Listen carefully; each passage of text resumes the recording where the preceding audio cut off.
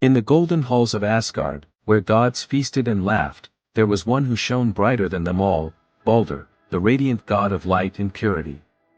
His mere presence brought peace to the chaotic hearts of the gods, and his smile was a beacon of hope in a world often teetering on the brink of darkness. Baldur was beloved by all, but even the brightest lights cast shadows.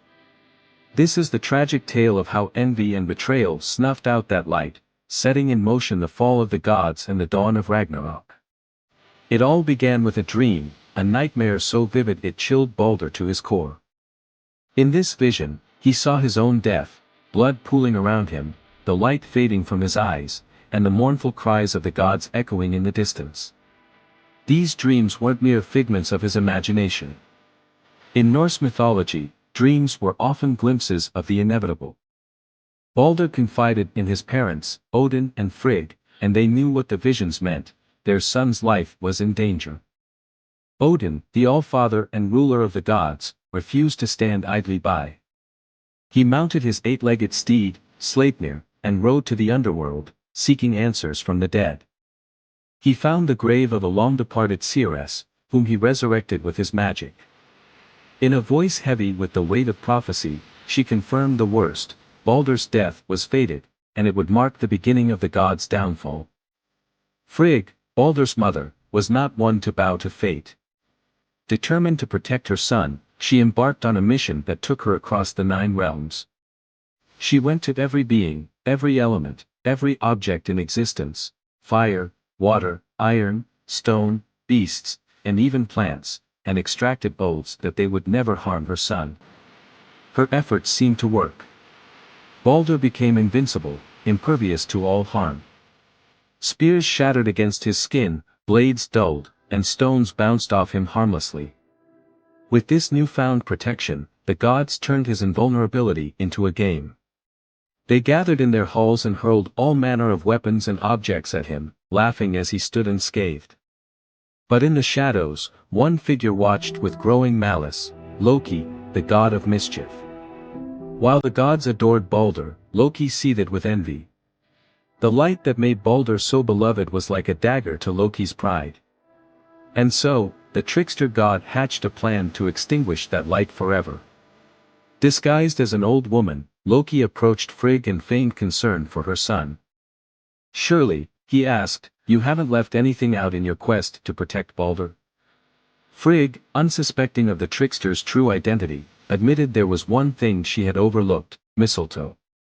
It was such a small, harmless plant that she hadn't bothered to extract an oath from it.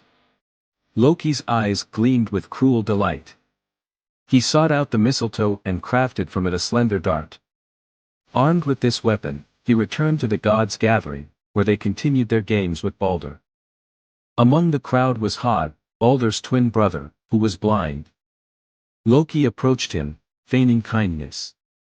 "Why should you be left out of the fun?" he asked.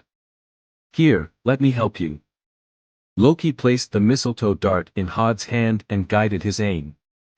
"Throw it," he urged. Hod, unaware of the true nature of the weapon or Loki's intentions, complied.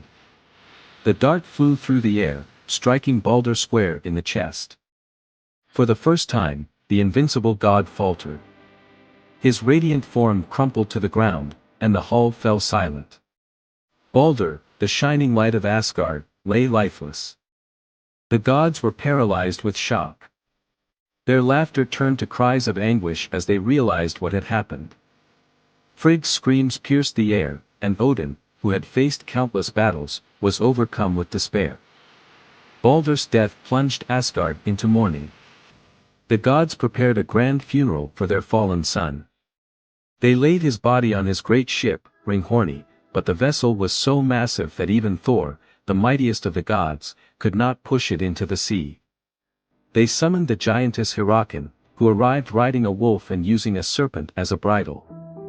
With a single mighty shove, she sent the ship sliding into the water.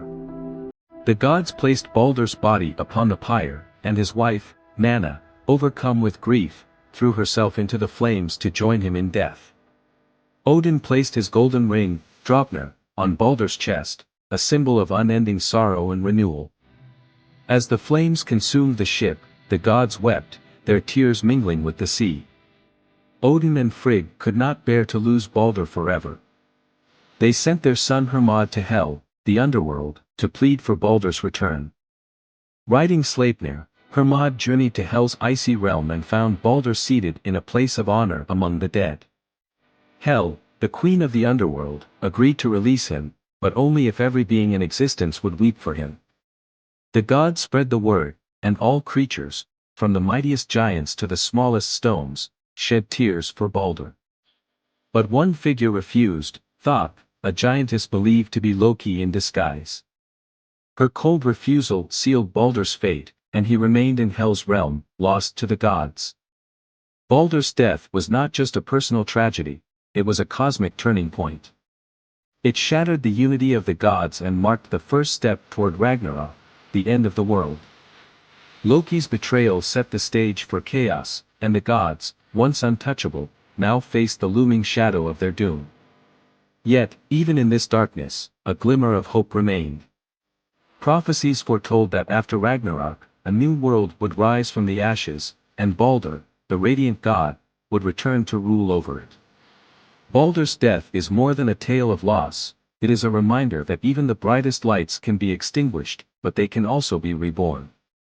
This tragic yet hopeful story is a cornerstone of Norse mythology, a tale that continues to resonate across time, reminding us of the delicate balance between light and shadow, joy and sorrow, life and death.